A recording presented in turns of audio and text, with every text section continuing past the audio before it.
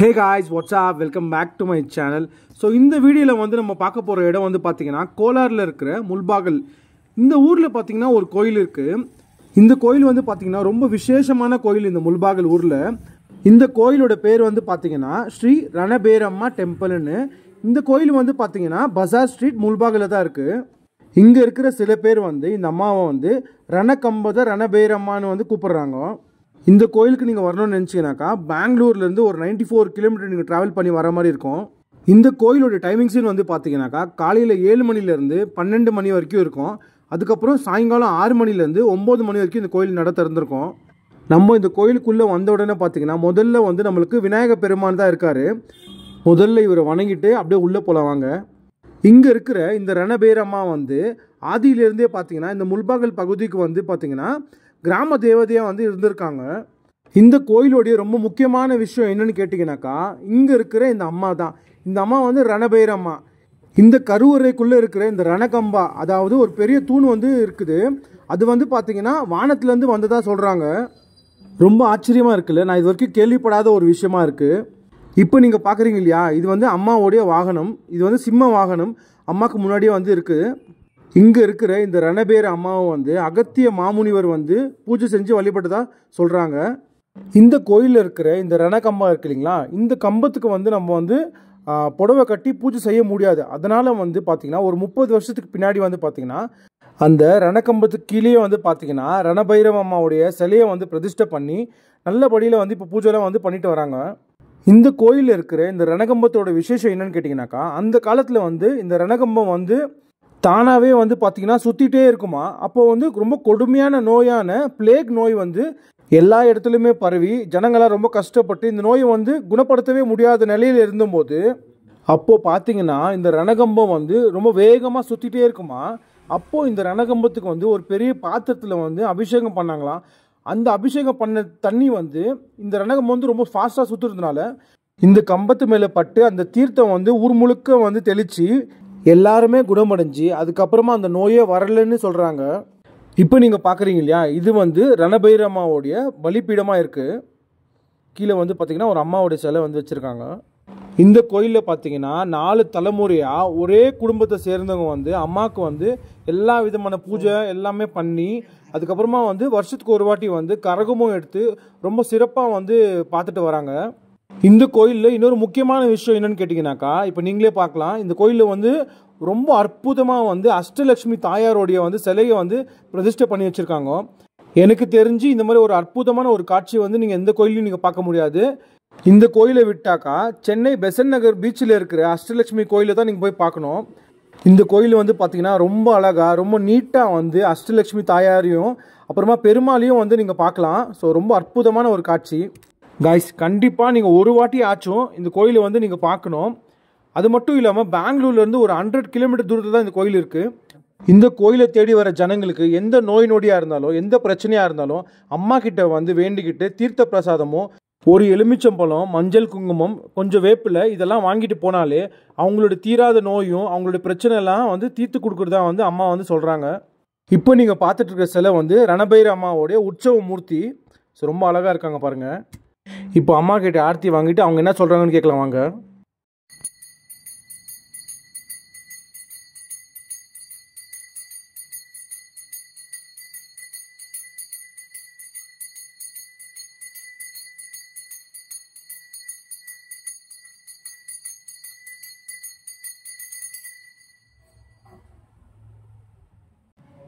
श्री गुरुभ्यो नमः। ओम रणबेरे नमस्तुभ्यं भक्ताविष्टप्रदायिनी शतपूर्वकवाटाख्यातुस्ते ग्रामदेवता ಕಾಲದಿಂದ ರಣಬೇರಮ್ಮ ಮುಳುಬಾಗಿಲು ಕ್ಷೇತ್ರದಲ್ಲಿ ಗ್ರಾಮದೇವರು. ಅವರು ಏನಪ್ಪ ಅಂದರೆ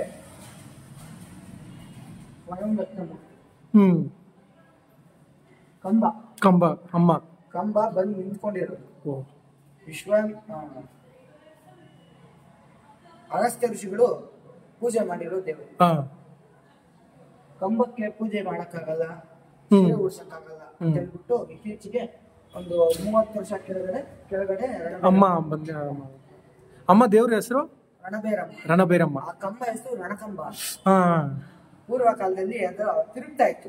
ಪ್ಲೇಗ್ ಅಂತ ರೋಗ ಬಂದಿತ್ತು. ಹಾಂ ಅವಾಗ ಪ್ಲೇಗ್ ರೋಗ ಬಂದಾಗ ಯಾರಿಗೂ ಜಾಸ್ತಿ ವಾಸಿ ಆಗ್ತಾ ಇರ್ಲಿಲ್ಲ. ಹಾಂ ರಣಭೈರಮ್ಮನ್ಗೆ ಒಂದು ಪಾತ್ರೆ ಅಭಿಷೇಕ ಮಾಡಿದ್ರೆ ನೀರಿಂದ ಹಾಂ ಕಂಬ ತಿರುಗ್ತಾ ಇತ್ತು. ಓ ಎಷ್ಟು ವೇಗವಾಗಿ ತಿರುಗುತ್ತೋ ಅಷ್ಟು ಇದರ ಫೋರ್ಸ್ ಅಲ್ಲಿ ಇದು ತೀರ್ಥ ಅಲ್ಲಿವರೆಗೂ ಚೆಲ್ತಾ ಇತ್ತು. ಓ ಅಲ್ಲಿವರೆಗೂ ಈ ರೋಗ ಬರ್ತಾ ಇರ್ಲಿಲ್ಲ ಅಂತ ಓ ಮುತ್ತಾತ ಅವ್ರು ಹೇಳ್ತಾ ಇದ್ರು. ನಮ್ಮ ಮುತ್ತಾತ ಗೋಪಾಲ್ ಕೃಷ್ಣರಾವ್ ಅಂತ ಹಾಂ ಅವರು ಪೂಜೆ ಮಾಡ್ಕೊಂಡ್ ಬರ್ತಾ ಇದ್ದಿದ್ದು. ಆಮೇಲೆ ಅವರು ಮಗ ಬಿಂದು ಮಾಧವರಾವ್ ಅಂತ ಅವರು ಪೂಜೆ ಮಾಡ್ಕೊಂಡ್ ಬರ್ತಾ ಇದ್ರು. ಆಮೇಲೆ ಪಾಂಡುರಂಗ ಬಿಟ್ಟವ ಅಂತ ಅವ್ರ ಮಗ ಪೂಜೆ ಮಾಡ್ಕೊಂಡ್ ಬರ್ತಾ ಇದ್ದಾರೆ. ಇವಾಗ ನಾನು ಅವರ ಮೊಮ್ಮಗ ನಾನು ಇಲ್ಲಿ ಪೂಜೆ ಮಾಡ್ತಾ ಇದ್ದೀನಿ. ಇದು ಬಂದು ಬಲಿಪೀಠ, ರಣಭೈರಮ್ಮಂಗೆ ಬಲಿಪೀಠ ಇದೆ. ಓ ಸರಿ ಸರಿ ಸರಿ ಸರಿ ಸರಿ. ಅಲ್ಲಿ ಹೆಂಗೆ ಕುದುರೆ ಮೇಲೆ ನಿಂತ್ಕೊಂಡು ಪ್ರತಿಮೆ ಇದೆಯೋ ಆ ತರ ರಾತ್ರಿ ಹೊತ್ತು ಆ ತರ ಸಂಚಾರ ಮಾಡ್ತಾರೆ. ಜನರಿಗೆ ಏನೇ ರೋಗ ಇರ್ಲಿ, ಯಾವುದೇ ಇದನ್ನ ಇರ್ಲಿ, ಬಂದು ಸ್ವಲ್ಪ ತೀರ್ಥ ಪ್ರಸಾದ, ಕುಂಕುಮ, ನಿಂಬೆಹಣ್ಣು, ಬೇವಿನ ಸೊಪ್ಪು ತಗೊಂಡೋದ್ರೆ ಎಲ್ಲ ವಾಸಿ ಆಗತ್ತೆ ಅಂತ ನಮ್ಮ ಪೂರ್ವಜರು ಹೇಳಿದ್ರು. ಮತ್ತೆ ನಿಂಬೆಹಣ್ಣು ತಗೊಂಡೋಗಿ ಕೆಳಗಡೆ ತಾಕಿಸ್ತೀರಾ ತಲೆ ದಿಂಬಲ್ಲಿ ಇಟ್ಕೊಂಡು ಮಲ್ಕೋಬೇಕು. ಅವಾಗ ಅದು ಫಲಿಸತ್ತೆ. ಅವ ಆ ಕಾಲದಿಂದ ಕೆಳಗಡೆ ನಾಂಚಾರಮ್ಮ ರಣಭೈರಮ್ಮ ಅವ್ರ ಅಕ್ಕ, ಅವ್ರು ಬೆಟ್ಟದಲ್ಲಿದ್ದಾರೆ. ಅವರು ಪೂಜೆ ಆಗಿ ಆಮೇಲೆ ತಂಗಿದ ಪೂಜೆ ಆಗಿತ್ತು. ಅದಕ್ಕೆ ಅಲ್ಲಿ ಹೋಗಿ ಬೆಟ್ಟಕ್ಕೆ ಹೋಗಕ್ಕಾಗಲ್ಲ ಅಂತ ಹೇಳ್ಬಿಟ್ಟು ಈಗ ಚಿಕ್ಕ ನಾಂಚಾರಮ್ಮ ರಣಭೈರಮ್ಮನ ಪೂಜೆ. Okay okay. ಇಲ್ಲಿ ವಿಶೇಷ ಯಾವತ್ತು ಯಾವ ವಿಶೇಷ ಇರುತ್ತೆ?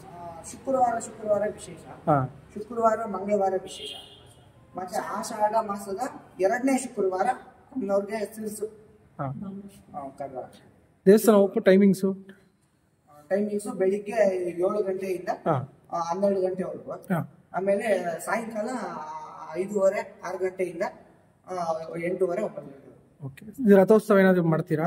ಜಾತ್ರೆ ಯಾವಾಗ? ಆಷಾಢ ಮಾಸ 2ನೇ ಶುಕ್ರವಾರ. ಸರಿ ಸರಿ. ಬೇರೆ ಏನಾದ್ರು ವಿಶೇಷ ಇದೆ ಸ್ವಾಮಿ? ನವರಾತ್ರಿಲಿ 9 ದಿವಸ 9 ತರ ಅಲಂಕಾರ ಇದೆ.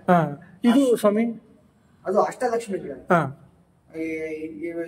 ಇದ್ರಲ್ಲೇ ಇಲ್ಲ ಎಲ್ಲೂ ನೋಡಿಲ್ಲ ನಾನು ಅಷ್ಟಲಕ್ಷ್ಮಿ ದೇವಸ್ಥಾನ ಇರೋದು. ಅದರಲ್ಲಿ ಇದು ಇವ್ರು ಇದ್ದಾರೆ.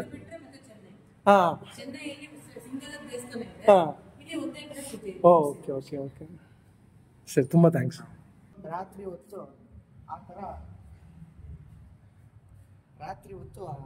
ದರ್ಬಾರ್ ಮಾಡ್ತಾರೆ. காய்ஸ், இப்போ நீங்கள் பார்க்குறீங்களே அம்மா வந்து குதிரை மேலே உக்காந்த மாதிரி, இதே போல் வந்து அம்மா வந்து ராத்திரி வேளையில் வந்து குதிரை மேலே உக்காந்து கத்தி வச்சுட்டு இந்த ஊர் முழுக்க வந்து ஊர்வலம் வருவாங்களாம். இன்னொரு முக்கியமான விஷயம் என்னென்னாக்கா, இவங்க கொடுக்குறாங்க இல்லையா அந்த பிரசாதம், அதாவது எலுமிச்சம் பழம் கொடுக்குறாங்க இல்லையா, அதை வந்து உங்கள் வீட்டுக்கு எடுத்துகிட்டு போய் தலைக்காணி கீழே வச்சு நீங்கள் தூங்கும்போது உங்கள் கிட்டே இருக்கிற அந்த கெட்டதெல்லாம் போய் நல்லது நடக்கிறதா வந்து சொல்கிறாங்க. கோயிலுக்குள்ளே பார்த்தீங்கன்னா நாகதேவதையோட சிலையும் வந்து வச்சுருக்காங்க பாருங்கள். இப்போ இருக்கிற இந்த 4வது தலைமுறையை சேர்ந்த இந்த அம்மா இருக்காங்க இல்லையா, அதாவது அந்த சின்ன பையன் இருக்கார் இல்லையா பூஜாரி, வருஷம் அம்மாவுக்கு வந்து சிறுசுன்னு ஒரு பெரிய திருவிழா வந்து இங்கே கொண்டாடுவாங்க. அப்போ வந்து பார்த்தீங்கன்னா அந்த திருவிழா காலத்தில் வந்து சாமியை தலைக்கு மேலே வந்து ஏந்தி இவர் வந்து இந்த சாமியை வந்து ஊர்வலம் வருவாங்க. அப்போ வந்து பார்த்தீங்கன்னா ரொம்ப அழகாக வந்து அலங்காரம் பண்ணியிருப்பாங்க அம்மாவுக்கு. இந்த முல்பாகல் ஜனங்க மட்டும் இல்லாமல் எல்லா ஊர்லேருந்து ஜனங்க வருவாங்க இந்த திருவிழாக்காக. அம்மா வந்து தலைக்கு மேலே வந்து ஏந்தி இங்கே வந்து நெருப்பு மிதிக்குவாங்க. அம்மாவுக்கு பின்னாடியே வந்து பார்த்தீங்கன்னா நிறைய கவசம் இந்த சாமான்லாம் வச்சுருந்தாங்க. இந்த கவசத்தை பாருங்களேன் எவ்வளோ அழகாக இருக்குது. ஸோ திருவிழா காலத்தில் வந்து இந்த கவசத்தை வந்து அம்மாவுக்கு சாத்துவாங்க.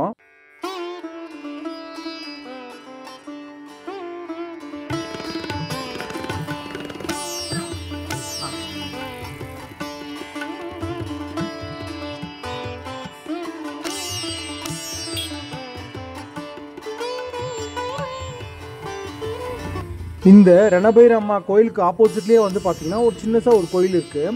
ஸோ இங்கே இருக்கிற தாயார் வந்து பார்த்திங்கன்னா ஸ்ரீ கங்கம்மா தேவி. ஸோ இந்த அம்மாவை பாருங்களேன் எவ்வளோ அழகாக இருக்காங்கன்னு. கண்டிப்பாக உங்கள் ஃபேமிலியோட இந்த கோயிலுக்கு வந்து இந்த அம்மாவை ஒரு வாட்டியாச்சும் வந்து பாருங்கள். ஸோ அவ்வளோ அழகாக இருக்காங்க. அது மட்டும் இல்லாமல் இந்த முல்பாகல் பக்கத்துலேயே வந்து முல்பாகல் தோசை இருக்குது, அதையும் வந்து நீங்கள் டேஸ்ட் பண்ணிட்டு போகலாம்.